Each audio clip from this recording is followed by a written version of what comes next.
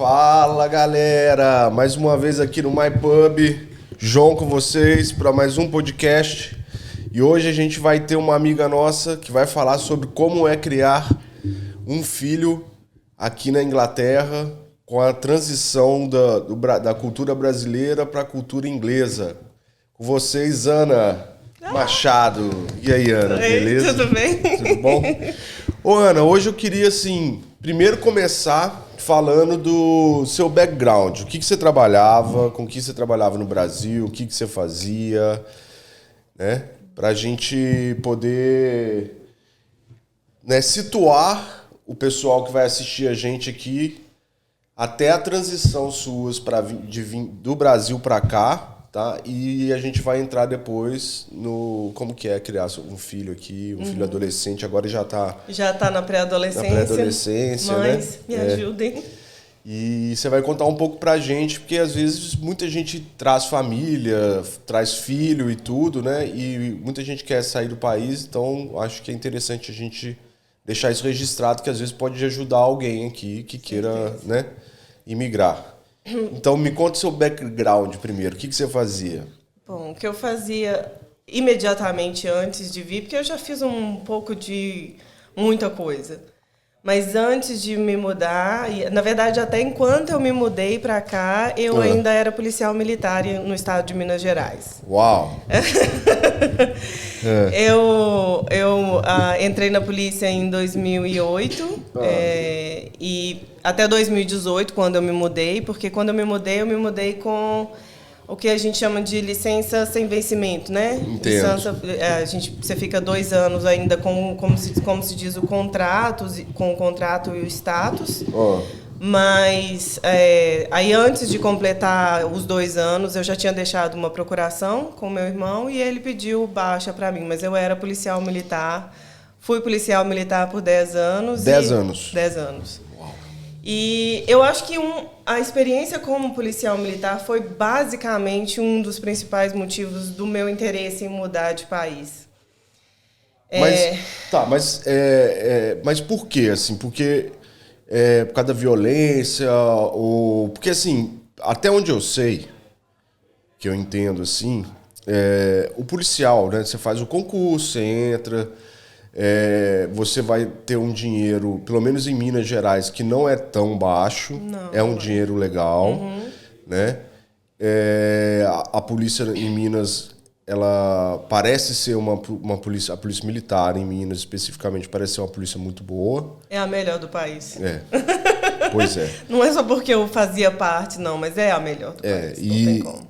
E assim, aí você tá me falando que um dos motivos que você quis mudar é porque você estava... Porque é difícil você pegar uma pessoa que tá estável, entendeu? Sim. Num país e ela quer sair daquele país, sabe? Tipo assim, sim. Eu estou estável e vou mudar, né? E a carreira policial é uma carreira para a vida, né? Porque... como que eu vou explicar? Isso faz parte de você. Eu não consigo deixar de ser policial, só para deixar isso ilustrado. Não me prende, não. Não vou, não. Mas eu não faço nada de errado. Não, e se fizer também, eu chamo a polícia para você. Mas eu falo assim, é o sentimento. Eu não sou mais oficialmente policial militar, mas o sentimento continua o mesmo. Até porque eu venho de uma família de militares, né? Vamos dizer que o ranço continua. Ranço, não. É verdadeiramente uma paixão. Eu vejo, por exemplo, meu marido, que é cruzeirense, apaixonado, e ele não vai deixar de ser cruzeirense, e ele sempre vai tentar achar o ponto positivo no time, né? Então, eu fiz parte daquele time, eu torcia para aquele time, e eu continuo torcendo. Mesmo não sendo jogador oficial mais, eu continuo torcendo para o time. Então, deixa eu explicar o que eu quero dizer quando eu disse que ser policial foi um dos motivos que me fez mudar.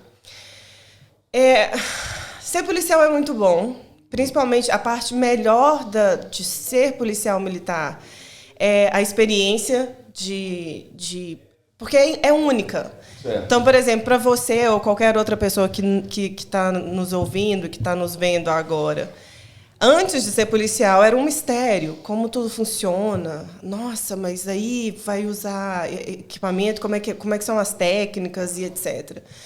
Então, para mim, foi muito interessante aprender isso. É uma experiência única, ok? E eu gostava muito do que eu fazia.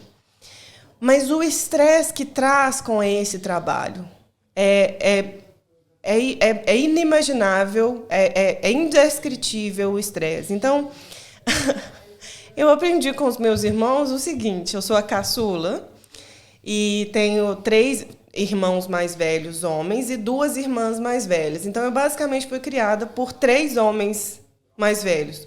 O mais baixinho tem mais ou menos 1,80 m, né? Então, todos policiais?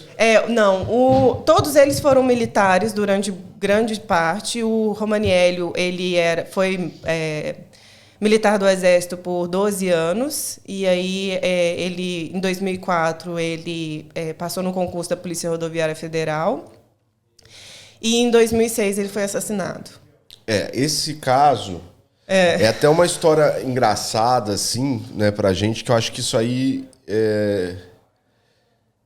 tem esse fato da sua vida, que é uma tragédia, Sim. um fato triste. Sim, né? a coisa mais... Eu acho que a minha vida é dividida... A minha personalidade, o meu sentimento, a minha maneira de viver é dividida entre 16 de novembro de 2006, antes de 16 de novembro de 2006 e depois de 16 de novembro de 2006. Entendi. A minha vida, a minha maneira de ver o mundo mudou. Entendi. Mas a gente chega nisso depois, tá, continua. Não, e aí eu acho engraçado até contar isso, porque para mim foi uma surpresa. Foi. Né? Assim, agradável por conhecer vocês, mas uma coincidência muito grande, que através de uma tragédia, assim, pra gente ver que o mundo é muito pequeno. Exatamente. Né? Porque, por exemplo, você me contou dessa tragédia que aconteceu com você, com sua família, com o seu irmão, no caso, né? Uhum. Foi num ônibus de viagem e perto de Divinópolis ali, né? Foi. Mais pra frente ali. Foi. Eles falam Trevão de Curvelo, né? Isso. E nessa coincidência, eu tava atrás, na mesma aviação, na mesma companhia de ônibus. E você tava indo pra Paracatu também? Eu tava indo pra Pimenta. Ah, tá. Que eu ia com um amigo meu, o Daniel, que a gente ia passar um fim de semana lá. Entendi. Na época eu nem conhecia a Patrícia ainda e tal, não sei o quê. A gente foi passar a gente viu o nosso ônibus, avistou um ônibus da mesma companhia parado na estrada, né? E ele parou para ver o que tinha acontecido. Sim, óbvio. E nisso vem o infeliz, tadinho, coitado do trocador lá. Sim. Que ele não teve sensibilidade nenhuma de contar isso pra gente. Não, sabe? imagino. E virou e falou assim, não, deram um tiro na cabeça de um cara ali dentro do outro ônibus, mas fica tranquilo que a gente vai continuar a viagem. Tipo assim, eu falei, putz, vamos sair daqui rápido, pelo amor de Deus, né? Ai, que terror. E depois, eu conheci seu marido aqui, né, no trabalho e tal. E a hora que ele levou vocês pra me conhecer, você me contou essa história. Eu falei, eu estava no ônibus de trás, gente. De trás. Então foi uma coincidência muito grande. Sim.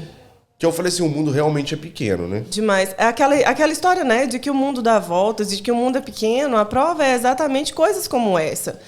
Então, eu sei que, por exemplo, você morou em Belo Horizonte e a gente morava em Sete Lagoas, que é 70 quilômetros da capital. Nesse período que isso aconteceu, o meu irmão estava indo trabalhar em Paracatu, ele era policial rodoviário federal, estava destino do trabalho, e uma pessoa entrou no ônibus e rendeu o ônibus. Ele não queria só levar as coisas das pessoas que estavam no ônibus, né? Ele pediu para... É como se ele tivesse feito que ele pegou as pessoas como refém, né? Isso, porque ele não só estava assaltando as pessoas enquanto o motorista dirigia. Ele rendeu o motorista e falou para o motorista ir para uma área de mata lá, que aí alguém estaria esperando para fazer todo o trabalho. Eles iam não só roubar as pessoas, eles iam fazer mais do que isso. Entendi. E aí o meu irmão era policial e estava lá, e estava armado, então ele rendeu o bandido, né? Fez todo o trabalho que ele precisa fazer. Não é que ele reagiu, porque a gente fala, né? O cidadão que não é militar, ele não deve reagir. Então, o meu irmão não reagiu. Ele estava fazendo o trabalho dele, né? Então, é diferente. É diferente. E a questão toda é que o assaltante, ele era suicida, né? É difícil de contar, porque a maneira com que conta no boletim de ocorrência, a maneira com que ele fez exatamente da maneira perfeita. Só que ele não contava que o cara ia ser... Porque se o cara atirasse no meu irmão, meu irmão teria a oportunidade de atirar, e foi exatamente o que aconteceu. O meu irmão morreu com um tiro aqui, que foi um projétil que entrou dessa parte, e foi direto para o coração. E aí, antes dele cair, ele descarregou a arma no cara. E os dois morreram no local. Entendi. O comparsa dele foi preso depois. Mas isso não é... Como eu disse, isso é uma parte importante do que eu sou hoje.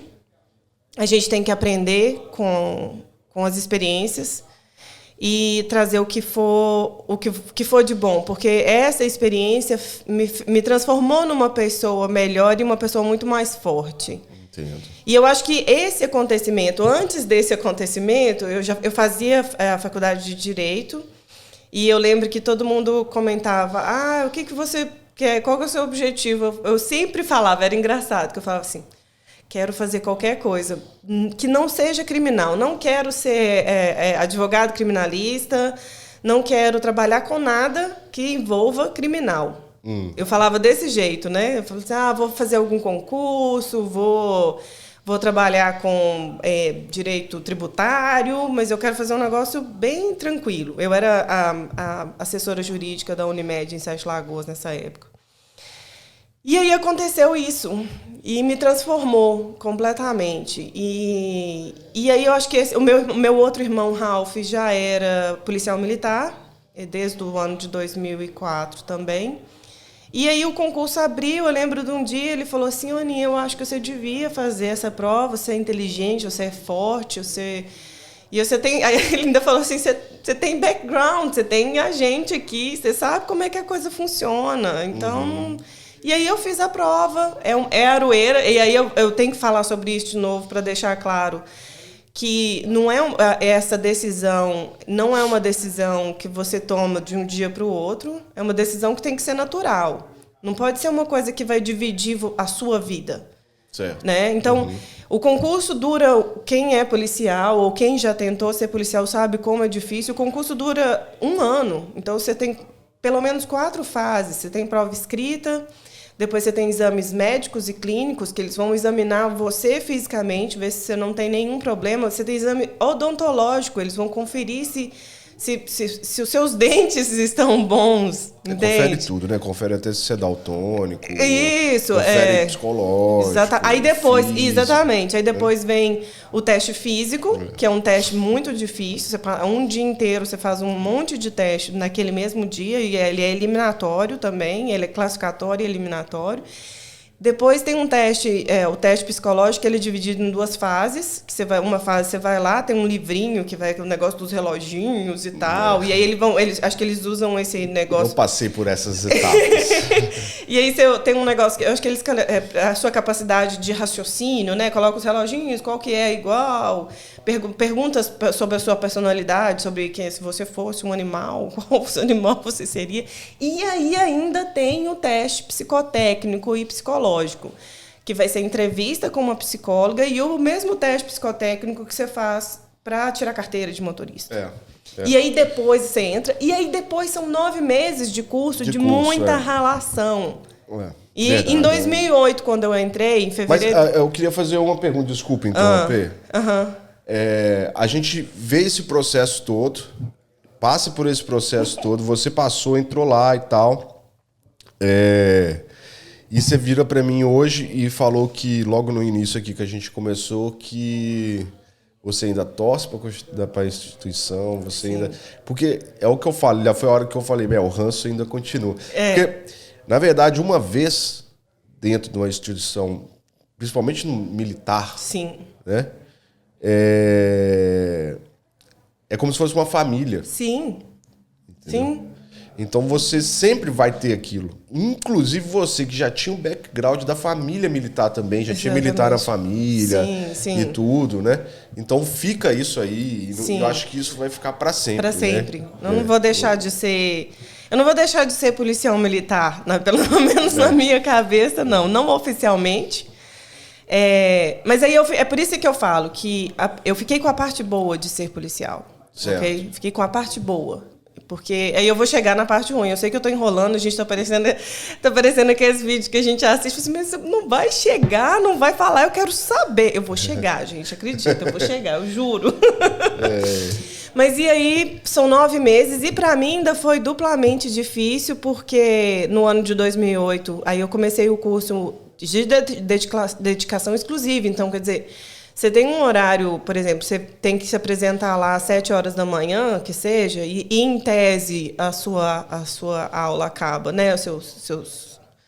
As atividades, as matérias, etc., as aulas acabam 6 horas da tarde. Mas a gente Isso, mas a gente normalmente é liberado, eu acho que até eles falavam que um dos motivos da gente ser liberado às vezes às 7h30, ser liberado às 8, ser liberado às 6h30.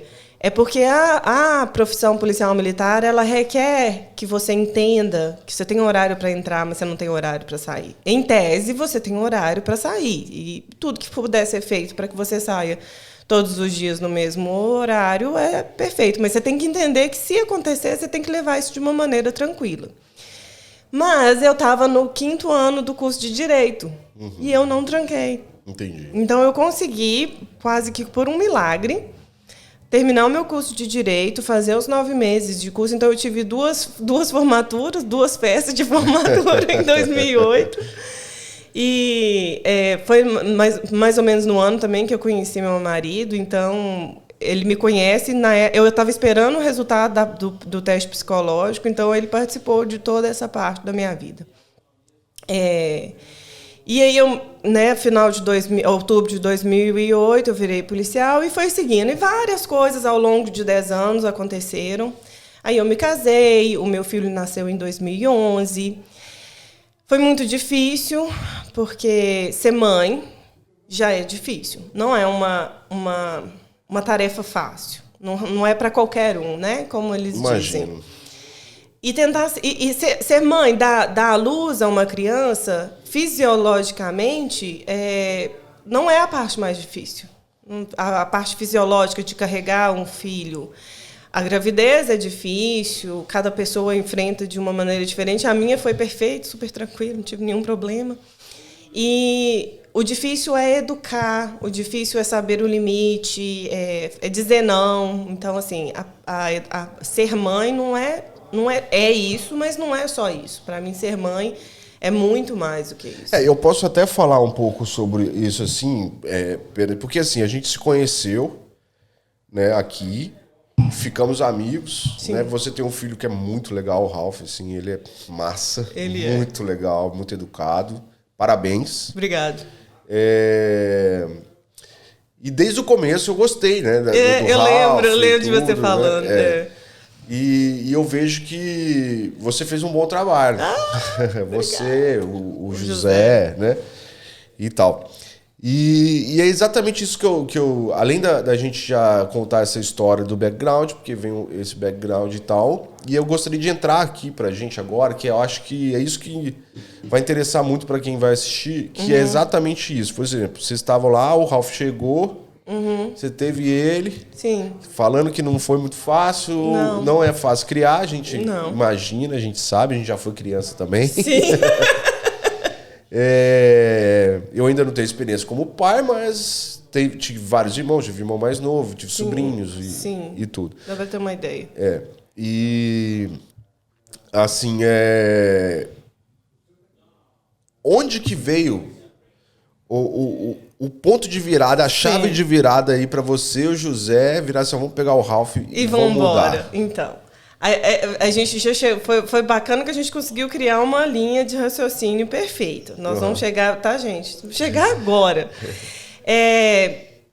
Eu era policial em 2000. Tudo aconteceu. O primeiro... Eu vou contar para vocês o dia, né? O dia. Nós nos casamos, tivemos um Ralph em 2011, e aí a gente morava num apartamento alugado, construímos uma casa. Em 2013, nós nos mudamos para essa casa que a gente construiu. E aí eu lembro direitinho, era um dia quente para desgramar. Aí o José virou para mim, ele não estava muito satisfeito com o trabalho que ele fazia, não se sentia, ele não estava se sentindo feliz fazendo, mesmo, né? Não estava se sentindo satisfeito com não necessariamente com o trabalho que ele fazia, ele não estava se sentindo satisfeito com a maneira com que ele era não só remunerado fisicamente, como a maneira com que ele era visto como profissional, questão de... Desculpa, gente. A questão de promoções, essas coisas, né? Então, isso tudo vai minando a sua carreira, etc. Tá. Então, foi em 2000... Pode ficar olhando pra mim e continua falando, porque eu vou conectar com a produção aqui. Tá. Minha cerveja acabou. Eu sei que sua cerveja acabou. A minha tá aqui ainda. E aí, isso foi 2000... E aí, nos mudamos em 2013. Certo. E esse dia quente não foi 2013, foi por volta 2015, mais ou menos. Então, tinha mais ou menos uns 2 anos que a gente morava nessa casa. O José, aí a gente tem que falar do background do José. No meu background, eu nunca, em momento algum durante a minha vida... Porque existem pessoas que têm sonhos de mudar do Brasil. Né? Tem aquele sonho de ir para os Estados Unidos. A gente conhece muitas pessoas que saíram do país e venceram. Conhece muitas pessoas que falam mal do Brasil, etc. Eu sempre assistia vídeos de pessoas falando sobre isso. Aí eu via, por exemplo, histórias de pessoas que saíram do Brasil e trabalhavam 16, 20 horas por dia, juntou bastante dinheiro, voltou e foi ser feliz no Brasil. Ou que já tinha 10 anos, que vivia mais ou menos dessa maneira, e aí tinha conseguido até comprar uma casa, mas trabalhava em média 16, 20 horas por dia. Uhum. E aí vive, né? Só exatamente. trabalho. Aí eu nunca tive o sonho de me mudar do Brasil, porque eu sempre disse o seguinte: eu me mudaria do Brasil, ou me mudaria para qualquer lugar, se eu fosse feliz. Eu quero ser feliz. Diz Ana Maria Braga, eu não quero ter razão, eu quero ser feliz. E aí eu falava assim, todo mundo falava, eu quero sair desse país, não sei o quê. E o José tinha ele era uma dessas pessoas que queria sair do Brasil desde que ele era criança. Até porque a avó dele é italiana, né, que ela veio da Itália na época da Segunda Guerra e foi morar no Brasil. E ele tem outras pessoas da família dele que já moravam fora do país. Então, ele tinha esse pensamento, eu não tinha, mas também, enfim... E eu estava insatisfeita sendo policial porque o estresse que ser policial traz era muito para mim. Então, eu quero botar um ponto nisso aí agora, porque você fala que o estresse era muito, mas era um estresse... Como é que eu vou falar? Assim, do que a profissão, assim, por exemplo, porque o policial ele vai lidar com violência, ele vai lidar com bandido, com tragédias e tal. Esse o que vinha o seu estresse? Ou o seu estresse estava mais na burocracia do sistema, sabe? Tipo assim, nas regras do sistema ali, na parte burocrática do negócio. Eu acho que é a soma dos dois. Tá. Então, o problema é exatamente esse. Quando eu não via o meu nível de estresse elevado, a ideia, por exemplo, de que eu não conseguia entrar num lugar e me sentar em qualquer lugar. Então, se eu chegasse num restaurante, eu ia chegar num restaurante, como todos os meus colegas militares fazem, e procurar um lugar mais no fundo e nunca se sentar de costa. Por exemplo, as pessoas saem do trabalho com o próprio uniforme e vão para casa feliz da vida. Eu não podia fazer isso. E simplesmente você sai do seu trabalho e no percurso para casa você para no mercado e compra alguma coisa, não é? Eu não podia fazer isso. Não é o sentido, eu podia, legalmente eu podia. Muita gente faz. Eu só não me senti. Isso não me. Só um minuto aqui, produção. Tem um telefone tocando aí. Ah, é aqui. É aqui, ó. Vamos tentar aí. Alguma jaqueta. Não, agora deixa. Agora já foi. Já foi. Deixa pra lá. Deixa pra lá? Vamos voltar então aqui. Vamos voltar, Ana. Então, continua aí. Obrigado, produção. E aí, então quando não era esse estresse de o medo constante? Sei. É um medo constante. O problema, igual quando uma coisa que eu aprendi. Todo mundo tem medo, o diferencial é como você lida com ele. Então, você tem um medo constante, você tem um medo com a sua vida, você tem um medo com a vida de quem você ama e etc. Certo, Não tem... Opa, de que você Mas quer? a questão que eu fico pensando assim também, que nem você tá me contando isso, né? Desculpa, gente, mas é porque o telefone tá tocando, a produção veio buscar o telefone. I love you. Aí... I love you.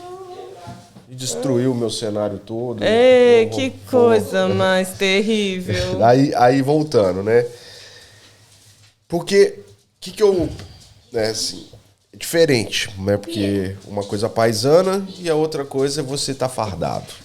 Pra gente, tem diferença, mas no fim das contas, se você tá em casa, lavando vasilha, e aí você escuta alguma coisa, ou o telefone toca... Você já tá atento, né? Entendeu? Então... É a vida do policial. A questão toda que eu quero dizer é isso. Essa é a vida que eu levei durante 10 anos, é a vida que eu escolhi, que eu achava que eu era capaz de lidar e ser feliz, mas eu não conseguia mais. E eu aprendi com os meus irmãos e que quem não aguenta não mexe. Não desce pro play, né? Exatamente. Então eu não conseguia. Assim, o estresse tá mais nessa, assim, junta um pouco da questão burocrática do trabalho, né? E até eu cumprir horário, cumprir tudo. Tem aí você é passar mãe. Farda, não sei o que, tá sempre alinhado. Lá tem aquela hierarquia militar. Tem. Né? Tem tudo um você esquema. Não pode, por exemplo, uma pessoa que chega atrasada no trabalho, 5 minutos atrasada... Se ela fizer isso, se o chefe for mais rigoroso, ela, depois de, acho que de 3 ou 4 ou alguma coisa, ela vai tomar uma disciplinar. Vai tomar uma carta de advertência. Você vai chegar lá na mesa dela, ou seja lá onde for, e pode acontecer dela levar uma suspensão, dependendo. Se eu chego um policial militar não pode chegar 5 minutos atrasado. Se ele chegar 5 minutos atrasado, ele vai ser comunicado disciplinarmente. Isso envolve uma burocracia gigantesca, porque aí o cara vai comunicar você, aí ele vai te dar um papel, você vai assinar, você tem 5 dias para se defender. E aí depois esse documento, aí se cria um processo mesmo, um processozinho administrativo. Então, assim, eu não estou dizendo que isso está errado, o meu objetivo não é esse. É exatamente um dos motivos pelo qual eu decidi sair da Polícia Militar, é porque... eu não ia ser capaz de mudar o sistema. Porque você junta isso, né? Junto com todo mundo tem medo. Sim. Sendo policial ou não, por mais que a pessoa seja corajosa, sempre tem um medo. Sim. E você, com uma farda, é a mesma coisa que você botar um alvo nas suas costas. Exatamente. Certo? Então, assim, tem esse risco, você com filho, você com família... Sim. O medo aumenta. Sim. Né? Porque você vê uma criança pequena que depende de você. Sim. Né? E assim, junta isso com a burocracia do trabalho, com os horários, com o marido. Os horários. Que quer sair, que sempre quis mudar. Isso. Que tem a possibilidade, porque tem documentação, é italiano e tudo, né? Então, foi nesse momento que... vocês juntaram tudo e falou, vambora. Foi 2016.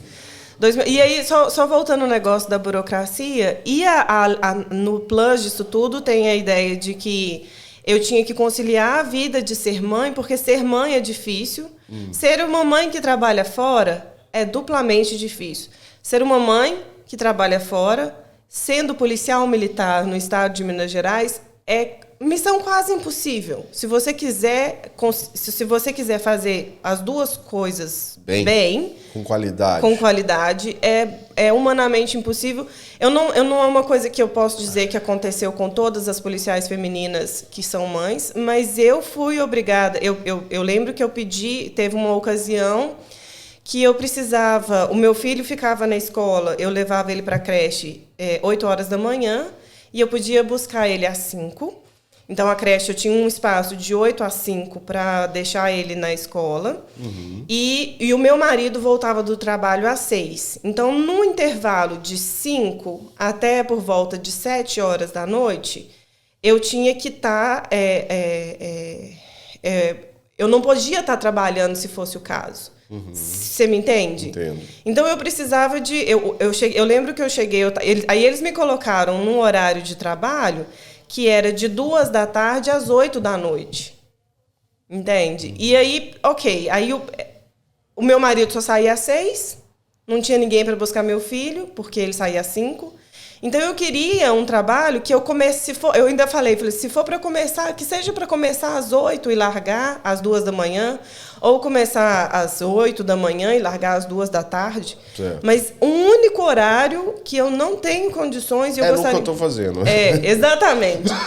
E aí eu fui obrigada a ouvir que o chefe, né, da época... virou e falou assim, mas se você trabalhasse na iniciativa privada, você não poderia escolher seu horário? Eu falei assim, pois é, eu não trabalho na iniciativa privada.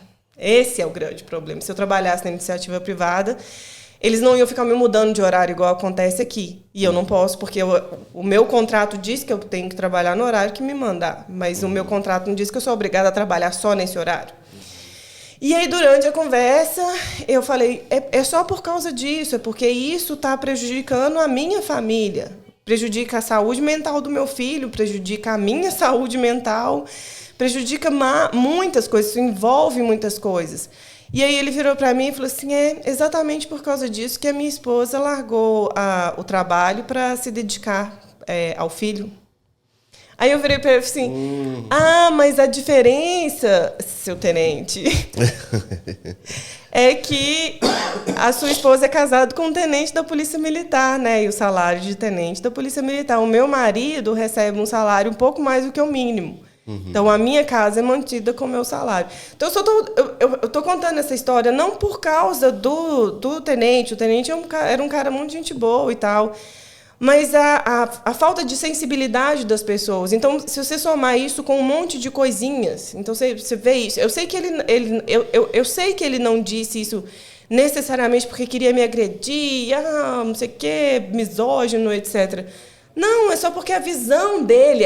eu acho que esse tipo de coisa mostra pra gente que é impossível das pessoas entenderem a sua própria vida. É impossível, né? Só você vive ela. Exatamente. Então, a vida que ele vivia, ele mostrou para mim o que ele viveu, como é que ele via o mundo por causa das decisões dele e da família dele. Então, ele acha ele tá te medindo com a régua dele, né? Exatamente. Não é assim, Não né? é assim. Então, no fim das contas, foi ótimo. Aí, no fim ninguém. das contas, sabe por quê? No fim das contas, foi ótimo, porque eu tava estressando muito, né? Como a gente diz no jargão policial, tava ficando a FIR. A FIR a gente usa esse para estar ficando meio doido, né? Mentalmente... eu consigo entender essas gírias. Tava ficando a FIR completamente. E aí, sabe o que aconteceu? Foi a melhor época da polícia nesse momento para mim, porque eu e o meu irmão fazíamos parte da mesma companhia e tivemos a oportunidade de trabalhar junto. E eu digo, com todas as palavras, se eu tivesse sido mantida para trabalhar com ele até o final, se falasse assim, não, vou pagar fixo vocês dois, vocês são a equipe, igual no filme americano, né? Vocês são a equipe... Eu não teria largado a polícia. Entendi. Não é porque... É muito pelo contrário. Eu trabalhei com outros militares e que a maneira deles trabalharem era muito mais leve, não, vão atender essa ocorrência, sabe, assim, achava pequenas brechas. No meu irmão, não, Caxias. Então, assim, a gente fazia tudo, e exatamente porque éramos irmãos, então a gente fazia questão de trabalhar, sabe, assim, na linha, sabe, sem sair nenhum degrauzinho. Mas era diferente, porque ele me entendia e ele é muito engraçado e a gente chorava de rir nos momentos do classe e assim, e eu tinha e trabalhando com ele, a minha cunhada sabia os meus horários e o meu filho, eu coloquei meu filho para estudar numa escola perto da casa do meu irmão e aí ela buscava ele para mim. Então assim, criou todo Melhorou, né? Melhorou. Só que aí de repente trocou o comando, falou assim, não concordo com isso é um absurdo. Enfim, aí a gente deixou de ser policial, ser parceiros, como diz isso. E aí foi em 2016, o José foi e falou assim, vamos mudar. Chegamos, viu, gente? Ó. Vamos mudar. E aí? Aí eu falei, vamos. Porque por causa de várias dessas coisas, eu já não era mais feliz sendo policial militar. Porque tudo na vida precisa de uma balança, né? Então, ser policial militar me trouxe uma experiência de vida incrível. Eu sabia o que eu estava fazendo, eu era boa no que eu fazia, porque eu não era só policial militar, eu fui mentora do ProERD. Você é estudante? Eu era mentora. Sabe voar, estudante? Você sabe voar? Não vai subir ninguém. Adoro. E aí, você vai somando. Então, assim, eu era muito feliz. Eu sabia o que eu estava fazendo. Eu gostava do que eu fazia. Mas aí vem o estresse, a minha necessidade incrível de ser uma boa mãe. Porque o trabalho de mãe, ninguém seria capaz de fazer por mim. O trabalho de policial, eu deixei incríveis mulheres para me representar. De todas elas. Camila, te amo. Pode mandar um beijo aí, Camila, olhando aquela câmera ali, ó. Camila, eu te amo. Saudade da minha caneca verde abacate. Só você vai entender, amiga. É o melhor café do mundo. Só para dizer, E então, o trabalho de policial, eu deixei, eu acho que eu posso ter deixado um legado, porque eu sei que eu fui uma das poucas mulheres que trabalhou como policial militar de moto, então eles me viam trabalhando de moto, achavam aquela coisa incrível. Incrível, eu acho incrível. Né? Muito difícil. Eu não sabia dessa parte. Inclusive arreguei, comecei a minha carreira em 2008 como policial na moto, é muito difícil. Imagino. Muito, muito cansativo. E assim, fazer abordagem policial numa moto deve ser difícil, tem que ter muita habilidade. Muita. Então, assim, eu fui... É como que a moto ela tem que virar parte do seu corpo. Exatamente. E eu sou destra, então... Aí complica mais. Aí você tá aqui e aí você precisa sacar a sua arma para fazer abordagem, entendeu?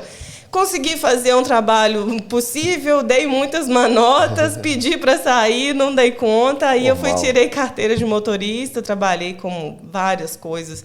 Trabalhei no administrativo, etc. E aí vão pro meu filho. E aí por isso que eu quero dizer... Então daí vocês decidiram ir. Decidimos. Foi 2016. 2016, vamos. Aí eu comecei a conversar com um amigo do meu irmão que morava nos Estados Unidos, já morava nos Estados Unidos há 13 anos. Aí comecei a conversar com ele, assim, a gente se falava direto, ele já dando ideias, eu já estava olhando passagens e etc. E aí nós começamos a assistir todos os tipos de vídeo, canal de YouTube de gente que imigrou do país. Inclusive, eu vi uma policial militar de Minas Gerais que foi para os Estados Unidos e se alistou no exército americano, chegou a servir 1 ano, acho que no Afeganistão, alguma coisa assim. E com isso ela conseguiu o green card e ficou lá. Então, assim, nós fomos pesquisando todas as opções. As opções, exatamente. E para os Estados Unidos, a gente não conseguiu achar nenhuma opção, porque a gente não tinha dinheiro. Né? Deixando claro, gente, não Estados tinha Unidos dinheiro. é caro para imigrar. E a gente não Para imigrar para ficar legalmente. Isso, ficar legalmente, tá? Porque aqui, nesse canal, a gente fala tudo aberto. do pessoal que tá legal. Né? Porque tem gente que imigra de uma maneira ilegal, que eu não aconselho, porque passa uns perrengues né, que são sérios e difíceis. Tem gente que consegue e tem gente que não consegue. Sim. Então a gente está sempre de novo, aqui dando notícia. Quem não aguenta não mexe, basicamente. Eu não aguentaria. A gente aqui fala sobre como é imigrar legalmente, tudo direitinho, né? Tal. Então, de novo. Pontuar isso. Importante. E aí, para imigrar para os Estados Unidos, como a gente não tinha dinheiro, a gente tinha dinheiro para comprar passagem, basicamente, e sobreviver lá uns 3 meses. É difícil mesmo. E aí a gente não conseguiria aplicar para nenhum visto de trabalho baseado na... Eu sou bacharel em Direito, o meu marido tem... Ele é curso tecnólogo, né? Que é curso superior em rede de computadores. Certo. E a gente tentou, inclusive, olhamos várias chances de aplicar para conseguir algum visto de trabalho, por exemplo. Tudo muito difícil, muito burocrático. Aí o José, como era o mais interessado, então eu continuei trabalhando. O trabalho dele, onde ele trabalhava no sistema, no CPD de um hospital da cidade. E não estava feliz, e etc. E aí então ele se dedicou mais a essa pesquisa. E aí ele achou um canal, não me lembro de quem, e aí ele falou assim aqui, se a gente quiser ir para a Inglaterra, a gente pode, como a minha avó era italiana, eu posso imigrar, a gente pode imigrar para a Inglaterra como europeu. A Inglaterra aceita a residência legal, tudo bonitinho, tudo igualzinho. Você só tem que ter o passaporte. Aí veio o perrengue. Entendi. Porque a avó do José era italiana, e alguns dos irmãos fizeram o passaporte, né? Descendência direta, foram lá e fizeram o passaporte. Antes dos 18 anos, quem tem descendência direta italiana pode só simplesmente chegar no consulado e pedir para fazer o passaporte. Certo. A mãe do José não fez na época, porque ela não tinha dinheiro, acho que não tinha essa ideia de imigrar, nem nada assim.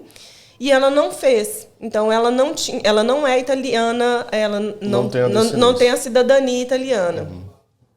Tem a descendência, mas não tem a cidadania. Não tem a cidadania. Então, o José não poderia fazer igual as outras pessoas, de tipo assim, a minha mãe tem cidadania, eu vou querer meu passaporte. Ele teria que... ele não precisaria que a mãe dele fosse italiana para ele ter o direito ao passaporte, mas aí começou. Aí procurei o consulado italiano em Belo Horizonte. Ele pode sim aplicar, ele tem direito à cidadania, a mãe dele não precisa ser cidadã, mas a lista de espera está em mais ou menos 10 anos. É sempre assim. Quando eu fiz também, teve uma lista muito grande e tal, mas meu avô que fez lá e a gente esperou bastante tempo e para mim saiu, eu tinha o quê? Quando eu ganhei meu passaporte, quando eu fiz meu passaporte, já tinha cidadania, já tinha aprovado a cidadania, mas quando eu tirei meu passaporte eu tinha o quê? 14? Não, então foi 16 anos de idade. Foi diferente, né? Foi diferente. E aí, então a gente já tinha decidido que vamos dizer, isso já era final de 2016, então decidimos que vamos para lá. Mas e o passaporte? Aí procura o consulado, tenta encontrar uma maneira de ver se não tem como, por exemplo, como os tios já tinham descendências, filhos do mesmo pai, da mesma mãe.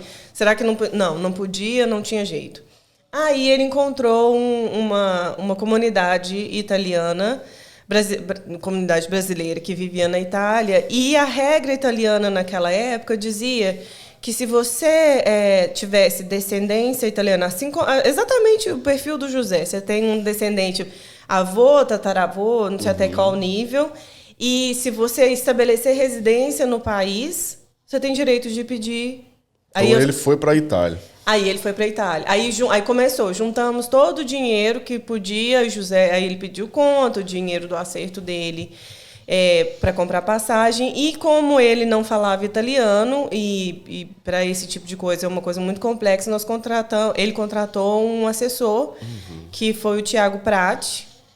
E aí nessa assessoria incluía toda a burocracia e um quarto.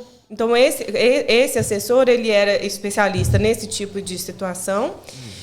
Então, ele tinha, acho que umas 3, 4 casas alugadas na região lá de Trento. E o José foi para lá porque ele precisava de estabelecer residência, procurar o cônsul, né, vamos dizer, a prefeitura, falar, olha, eu sou descendente de italiano, resolvi vir morar na Itália, eu quero o meu passaporte.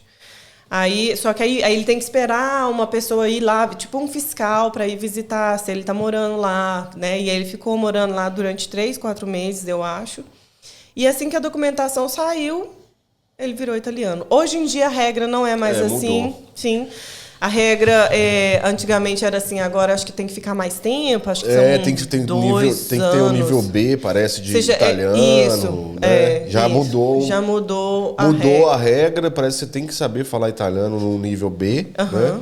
E aí eu não sei também, eu acho que inclusive o tempo de residência, além de você ter que saber falar o italiano, acho que você só pode fazer o pedido, acho que depois de 1 ano morando lá. Alguma coisa, a gente desculpa. Então aumentou. Mas sei, aí a galera pesquisa quem quiser fazer a cidadania, né?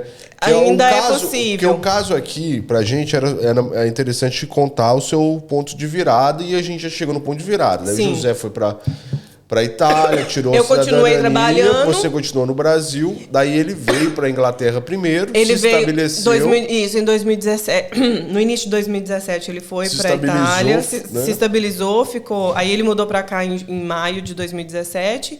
E eu me mudei depois que ele já tinha estabilizado tudo. Eu e o Ralph, com 1 ano aqui, eu e o Ralph nos mudamos. Aí vamos falar sobre os filhos. Tá, calma aí.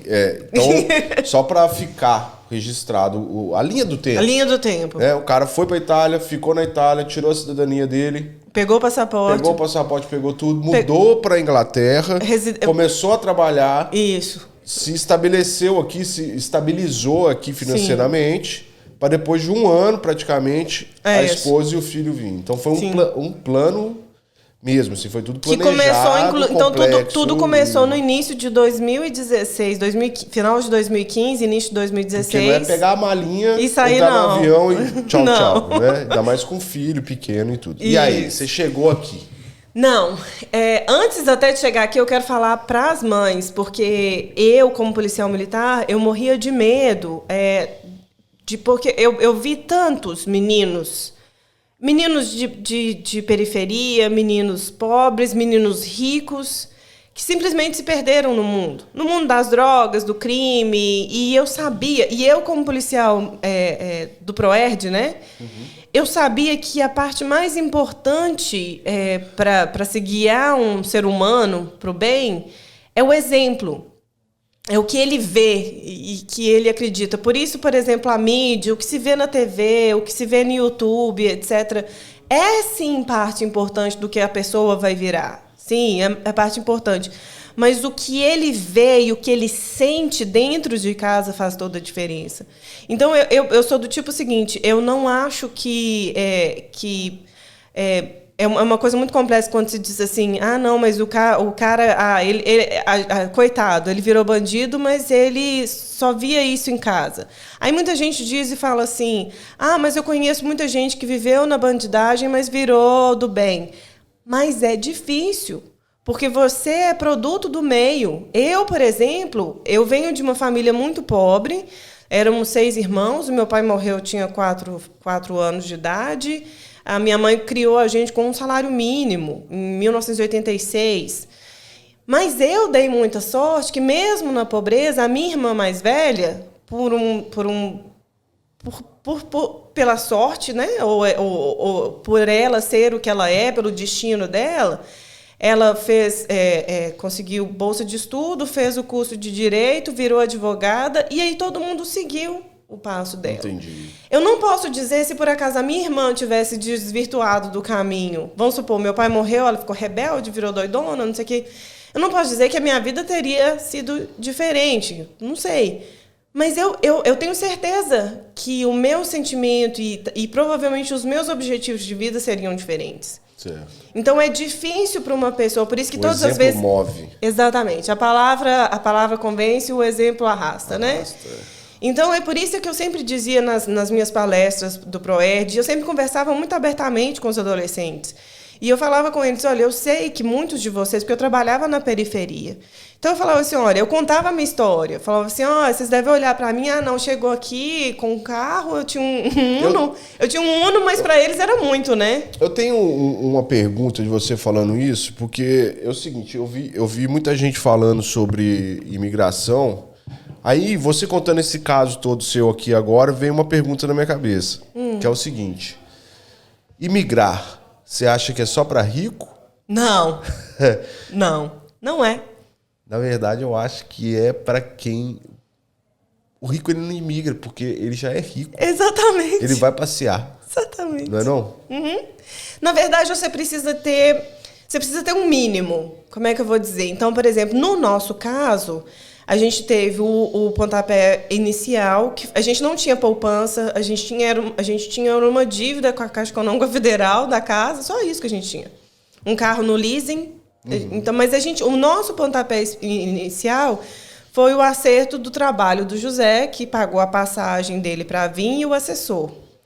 E aí, com essa decisão, e o José morando aqui, eu passei a encontrar maneiras de como que eu ia deixar a casa, vendi o carro, passei a juntar mais dinheiro, gastar, por exemplo, eu cortei todos os canais que a gente tinha, por exemplo, pagava a internet, pagava isso, pagava aquilo, para poder juntar o máximo de dinheiro durante aquele ano.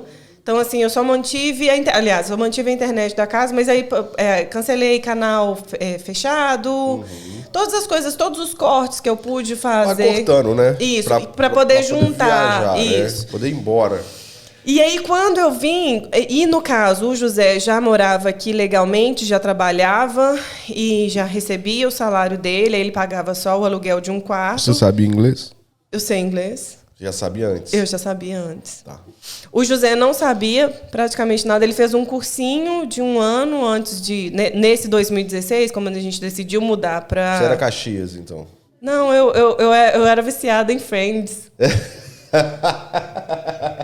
Não, mas fala pra mim, você era estudiosinha. Eu sempre fui, fui CDF, e eu gosto muito de ler, eu tenho muito orgulho de... Isso é bom, cara. Eu gosto, e é o que eu gosto de fazer. Quem não gosta, é problema seu, velho, é minha vida, eu gosto. Não, mas não é... Eu falo assim, porque eu não quero... eu tenho pavor de gente... Eu acho que tudo na vida de mais importante é a cultura, as pessoas precisam... Não, eu acho que o seguinte, você tem que ser feliz, cara. Eu sou feliz desse jeito. E assim, não, tem muita gente aí que não é CDF, se deu super bem na vida. Não tem nada a ver uma coisa com a outra. Não, eu acho que, tipo assim, é o que eu tô dizendo, o que eu sempre digo. Eu acho que as pessoas têm que ser felizes se todo mundo lembrar que o seu direito acaba quando começa o do outro, perfeito, mais nada. Eu posso ser o que eu sou e cada um é o que é. Tá. Só não mexe com o meu. Então, agora, Ana, eu vou fazer o seguinte. A gente tem que começar de vez não ficar aqui o dia inteiro. E assim, vocês vão ter que pegar a estrada ainda. Né? Vocês estão desde ontem aqui na minha casa, que é um prazer. É um prazer tê-los aqui. Dá uma mão aqui. Prazerão mesmo. Como sempre, é muito bom. Então vamos lá. Agora vamos partir do Ralph. Exato. O Ralph mudou pra cá com quantos anos? Ele tinha 7 anos de idade. O meu inglês era um inglês razoável, mas era um inglês de ouvido. Só que eu tomei um ferro danado, porque era um inglês de ouvido. Eu ouvia, porque eu assistia... Eu era completamente viciada no Friends, então eu sabia as falas do Friends. Eu já tinha assistido todos os episódios mais de 7, 8, 10 vezes. Então, e todos os filmes eu assistia legendado, então a minha escuta do inglês era muito boa. A minha fala era uma bosta. Porque a gente migra também. Eu imigrei sem nada de inglês, né? Mas eu vi muitas pessoas que tipo, no Brasil eu achava que sabia inglês, e a hora que chega aqui, toma na cabeça, não. né? Porque não é bem eu vim na humildade, porque eu nunca tinha feito curso de inglês e eu conseguia me virar conversando. A minha irmã sabia falar inglês já, tinha passado um tempo morando aqui. Então eu sabia que eu ia conseguir me comunicar, mas é um inglês americano. Na hora que eu desembarquei, e as pessoas... Falei, caralho, velho, cadê o povo? Que língua que é essa que esse povo tá falando? Aí depois você vai acostumando o ouvido e tal. E aí a questão, voltando ao Ralph, eu morria de medo de estar tomando... É o seguinte... Eu morria de medo de continuar morando no Brasil, e o Brasil, com a criminalidade, com a cultura que o Brasil tem para os adolescentes e para as pessoas de uma maneira geral, essa seria a cultura do meu filho. Certo. E eu não sabia se eu seria capaz de tirar ele dessa visão pequena, entende? Entendo. Eu amo o Brasil, mas culturalmente eu não me sinto parte do país. Eu não suporto a hipocrisia, o mundo da bonzinholândia demagoga que se vive naquele país. Ok. Entendeu? Mas enfim. Entendi. Mas eu não queria... Eu sabia que sozinha eu não seria capaz de mostrar para o meu filho que o mundo é mais do que aquilo. Eu sei que eu fui capaz de sobreviver, mas eu não sabia. Só que, ao mesmo tempo, eu morria de medo de trazer ele com 7 anos. Ele não falava nenhuma palavra em inglês. Nenhuma. No dia antes dele, da primeiro dia de aula dele, eu dormi na cama com ele de tanto medo que eu tinha. Sério, meu? Juro. Assim, né? Eu sei disso, eu acompanho, a gente já é amigo há algum tempo. Você é uma mãezona, né? Eu sou. Porra, sou. Você é uma mãezona, né? Eu sou daquelas que... se a minha... Isso aqui vai ficar para sempre, né? Na internet, caiu na internet para sempre. Então, minha futura nora pode saber que nenhuma mulher vai ser boa o suficiente para o meu filho. Eu vou fazer o meu melhor para ser uma boa nora, uma boa sogra... Porque eu tive... Eu não queria estar na pele dessa Não, mulher. mas eu sei que vai ser difícil pra mim. Eu sei. Eu vou fazer o meu possível, viu?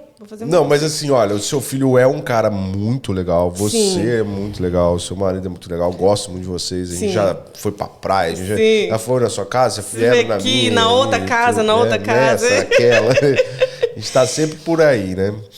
Mas o Ralph é muito legal. E agora, o Ralph, assim... 7 anos de idade, tá? 7 anos. Sem nenhuma palavra de inglês. E tem um detalhe, ele saiu do Brasil, ele terminou, fez 6 meses de primeiro ano, ele estava com 7 anos de idade, né? Porque ele faz em julho, então ele fez 7 anos em julho do ano anterior, então ele só... Porque com 6 anos de idade que entra... Aliás, não... Ele veio com 7 porque ele fez 7 quando a gente mudou para cá. Foi na véspera de mudar para cá, ele chegou com 7. Mas então ele tinha 6 anos quando ele estava no Brasil. Então ele fez só os primeiros 6 meses no colégio militar, inclusive, os primeiros 6 meses de ensino fundamental do Brasil. Então, primeira série, primeiro ano, 6 meses.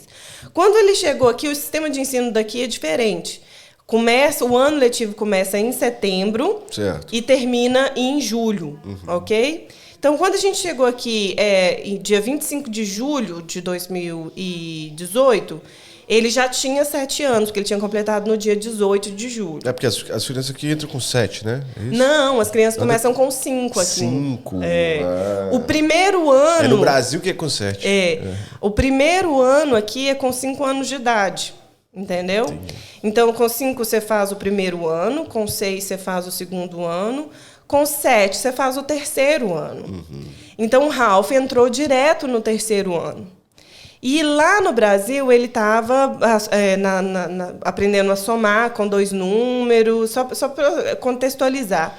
Quando ele chegou aqui, que aí eles começaram a mandar para casa para ele, porque no início eles não deram para casa, porque ele não falava a língua. Não teve nenhum... Gente, eu posso dizer nenhum problema, mas eu morria de medo dele ficar deprimido porque ele não conseguia fazer amigos. Ou sabe aquele medo que você tem do bullying? Que você vê em filme de pessoas que imigraram do Brasil, foram para os Estados Unidos e a criança nunca foi aceita. Sempre sofreu bullying. E aí eu morria de medo, eu tinha pânico de estar destruindo a vida. Eu vou falar a verdade. Claro. A decisão de mudar de país, eu queria que aquilo fosse uma decisão boa, eu via aquilo como uma decisão boa, mas eu tinha um pânico interno de que eu estava, na verdade, era destruindo a vida dele. Porque eu não sabia se, por acaso, quando ele chegasse aqui, que ia passar 1, 2 anos, ele não ia adaptar, porque ele sempre foi muito adaptado no Brasil, teve muita facilidade em fazer amigos no Brasil, só que eu não sabia se ele ia ser aceito aqui. Até porque eu morria de... Eu até arrepiava das histórias que eu via de crianças que imigraram e chegaram na adolescência e, de repente, decidiram largar os pais nos Estados Unidos e mudar para o Brasil porque não conseguia adaptar aquela vida, porque nunca foi aceito. O Ralph foi. Mas eu acho que não é só por causa do Ralph sendo quem ele é ou coisas desse tipo. É porque a cultura inglesa é diferente da cultura americana. Sem dúvida. Aqui dificilmente você vai andar na rua ou você vai pegar o metrô e você não vai ouvir pessoas falando 2, 3 línguas diferentes do que o inglês. Então as pessoas já estão acostumadas à xenofobia, que eu pelo menos nunca sofri com isso, muito pelo contrário. No início, eu pedia muito desculpas do meu inglês, todo mundo perguntava assim, mas eu não sei falar nenhuma palavra em português, você sabe falar tudo em português e ainda consegue se comunicar de um jeito que eu me entendo, então não peça desculpas. E aí o Ralph veio com 7 anos, e aí, quando ele começou a receber para casa, ele lá no Brasil, vamos dizer assim, até julho, no Brasil, ele estava aprendendo tabuada de somar, de 10, etc., de 2 números e tal. Chegou aqui, eles estavam fazendo multiplicação de 7. Entendi.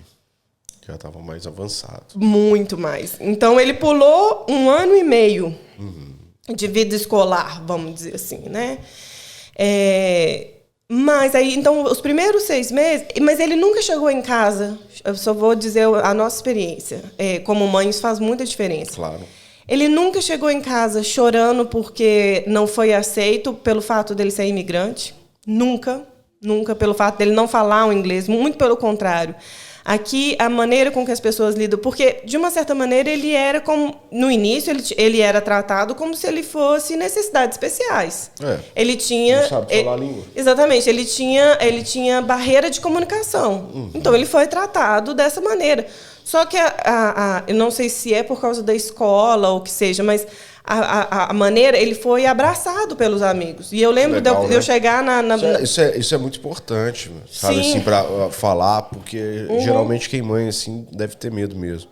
E a gente vê que não é assim, né? Não é. Porque é uma mistura tão grande de cultura aqui na Inglaterra. Sim. Né? São tantas línguas que você vê, sabe?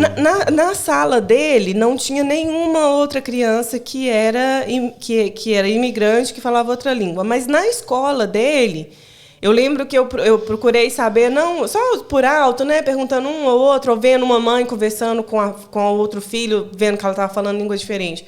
Então, na escola dele, uma escola com mais ou menos 150 alunos, tinham mais ou menos uns 30 alunos que tinham um background de outro país. Entendi. Romeno, indiano, espanhol, a gente, né, brasileiro, teve uma que naquele mesmo ano eles se mudaram porque era o último ano da criança, mas tinha uma família de descendência portuguesa. Entendi. Então, assim, a coisa fluiu. E aí, o meu filho, ele é muito sensível. Porque ele é filho meu, né? Então... E aí eu lembro que no início, quando começou, o meu pânico dele não ser aceito e de eu estar destruindo a vida dele, trazendo ele para uma cultura completamente diferente e ele nunca ser feliz, eu pensava nisso e eu tinha medo disso. Eu lembro, aí eu contei, né, que na noite antes de ir, ele ficou super de boa, mas eu dormi na cama com ele porque eu estava com medo, não é porque o problema não era ele. Ele estava entusiasmado, estava animado, etc. Para ele foi muito bom, porque como criança, né, ele não queria forçar muito a barra e eles não pegaram muito do pé dele. Então ele fazia coisinha de jardim, aprendendo o beabá, etc. no início. Então para ele era ótimo, porque todo mundo ele era diferente, né? Então os amigos queriam ser amizade com ele. Desde o primeiro... Aí eu lembro direitinho que no primeiro dia de aula era educação física. E eu mandei, aí, aqui funciona assim, eles têm o dia de educação física, eles vão todos os dias com uniforme e eles mantêm o uniforme de educação física dentro da sala de aula.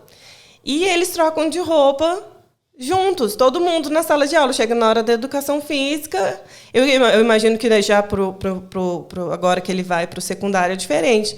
Mas aqui é natural. Aí eu lembro que aí ele foi ter a educação física, ele estava com o uniforme de educação física, mas ele não teve coragem de trocar de roupa.